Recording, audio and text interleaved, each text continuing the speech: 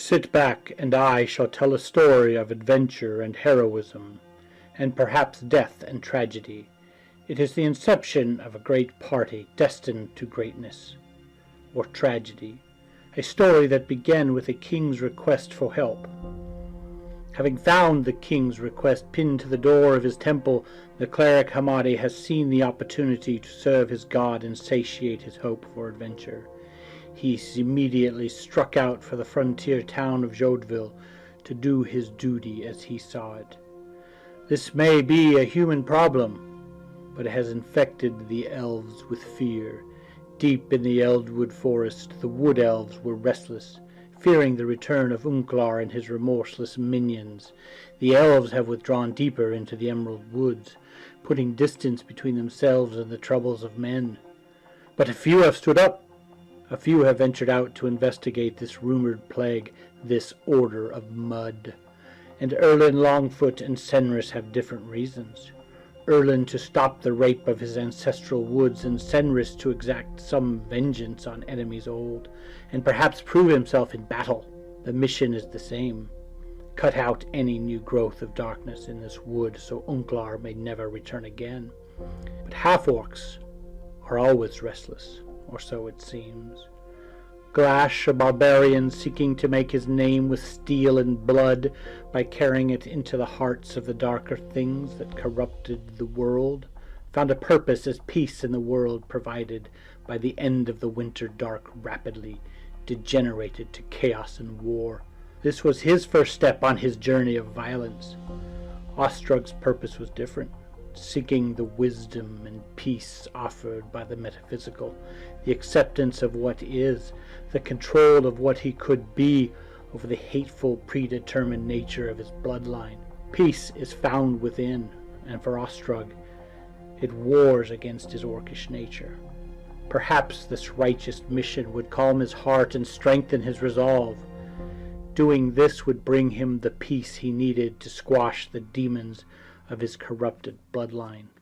These disparate adventurers found each other on the road to Jodeville, the road to adventure, in the rain and mud of a fading autumn and rapidly approaching winter. They pulled hood and cloak about themselves and made their way to their destination. As the darkness of night fell upon them, they found the town battened down and secured, well, at least to the extent that villagers more used to farming and wood-cutting than combat could. Welcomed by the wary guards, they entered the village.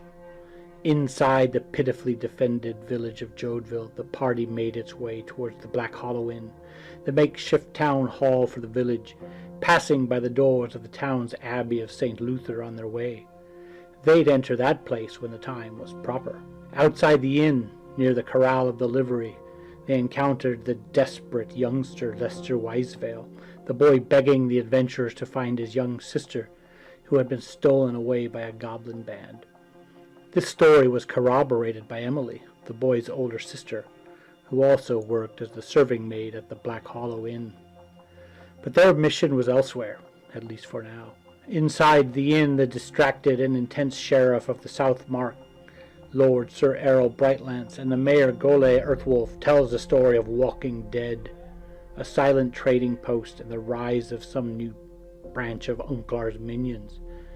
This order of mud offered a king's commission, 750 pieces of gold, 5 potions of healing, and all the loot they find in the execution of their duties, and rooms in this inn as a base of operations. If they were to find this order of mud and snuff it out, the party was intrigued. The sheriff, it seemed, had more pressing matters in the north, border raids and incursions of dark enemies, an omen of things to come, perhaps, of bigger problems for the world of Erd.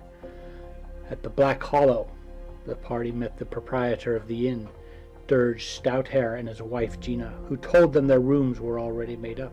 It took little time to convince our heroes of the righteousness of this mission, though the glittering gold made the danger they knew they'd face more palatable. They took the gold and, after some discussions, decided the morning would be the best time to pursue this charge. This night was for goblin hunting.